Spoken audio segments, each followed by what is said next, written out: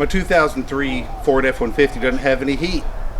So what I'm trying to determine is, do I have an air bubble in my heater hose, or is my heater core clogged up, or is my water pump missing all the blades off the fan? So what I'm going to do, I'm going to start the cheapest route. You know, $3, you can buy one of these tees with a cap. We can, you know, bleed air out of your heater hose, because, you know, the problem with these Fords, the problem with any car that's heater hoses are the highest point in the system, is that you can get air trapped in here, and it can negatively affect the circulation of the coolant. So this hose, which is like, I assume, the pressurized hose that's getting the hot water pushed through it, it gets hot. This one doesn't get hot. If I really, you know, like squeeze the radiator hose and I force fluid to fart through there, I can make it hot temporarily, but it doesn't stay hot. So I'm going to put the T into this one on the outside, the one that gets cold. I'm going to just pick a location. I think right there is pretty good. Let's just slice through it. So already liquid hadn't started falling out at all. There's a little bit right there. So already we know that there was air in the line. Why there's air in the line, I don't know that yet. Let's go ahead and drop some hose clamps on here. Get our T. I got the 5/8 inch T. Shove it in there. And then tighten this up. So now let's fire it up and start letting the air out. This is going to be a little bit noisy, but let's just open it. Start to move some water. We just look to see what the flow is. So we'll just open and close it a few times. You don't have to open it all the way, just enough for some trickle to happen and get the air out.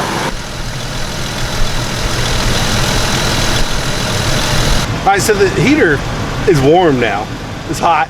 It would get the job done. But I think we still have some inefficiencies in the heater core.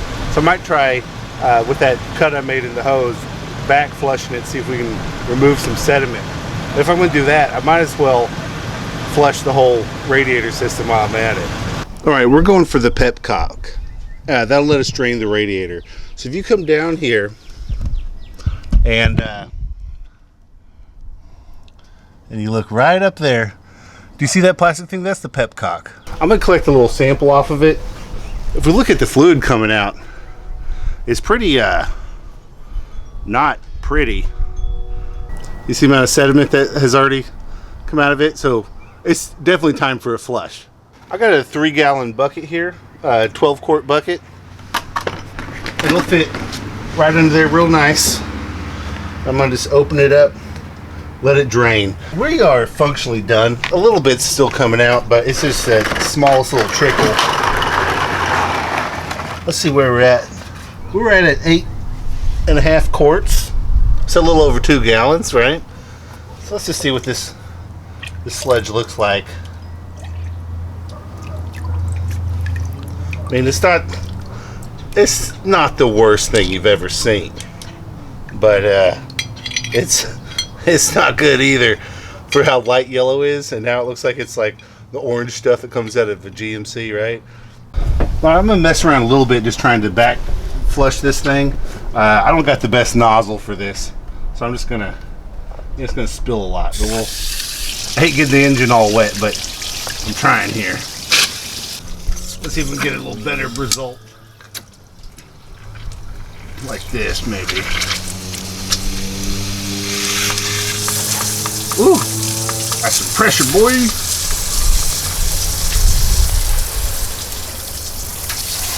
I'm getting water even more places. Whoops. But I'm overflowing the reservoir. So that's good.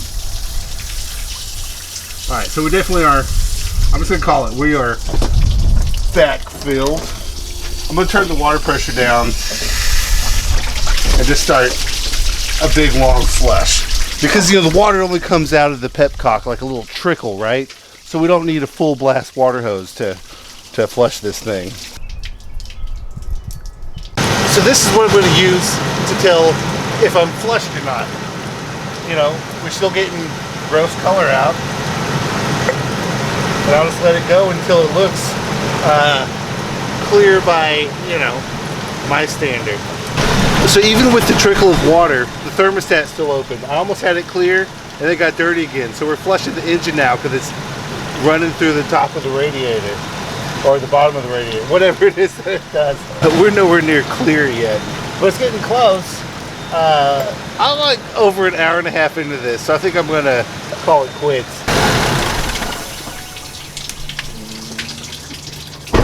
I'm gonna keep the water flowing 5 minutes, make sure that I don't, like, you know, crack a head or something with a rapid cool down from draining it. And then after that, shut the water off and let it drain completely.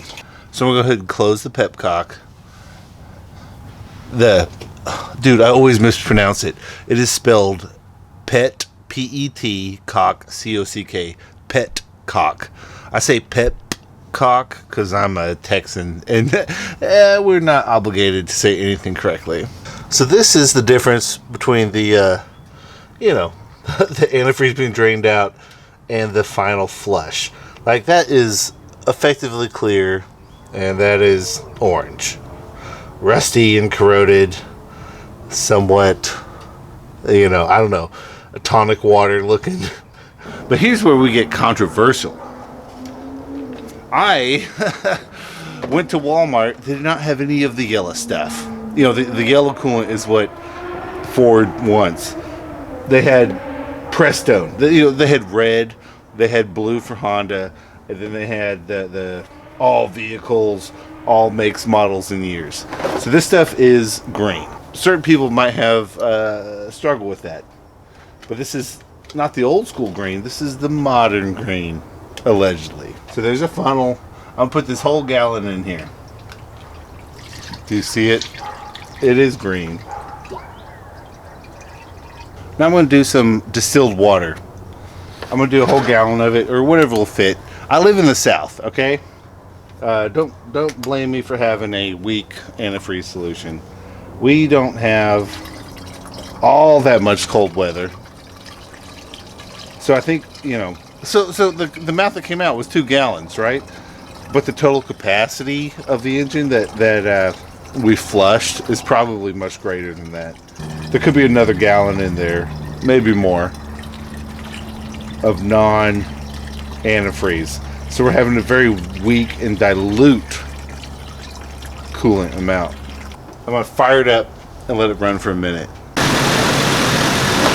So right now, we are way over full in the tank. It's about that deep.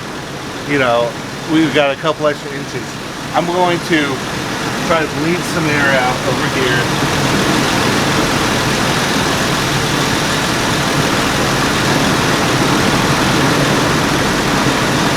And that got the tank down about a full finger width. But I'm going to bring this up to temperature before I finish bleeding. So we're going to idle. While we wait, let's go ahead and fill up these containers best we can. Maybe one that can stand up on its own just a little bit. Oh my God. Oh my God. Of course it's like this. All right. We'll just strong arm it. Oh man. Alright, so that gives us 2 containers that we can take to O'Reilly's or wherever to recycle the coolant. Because, you know, let's try not to be a-holes and just like pollute everything. Let's never leave it in an open container where an animal can drink it and it could die. Let's you know, dispose of it properly, alright? Alright, so now it is super easy to bleed. You just open up this little valve, boiling hot water comes out. I mean, it's there. Ah! And you got the air bubbles out. Let's go ahead and cap this off.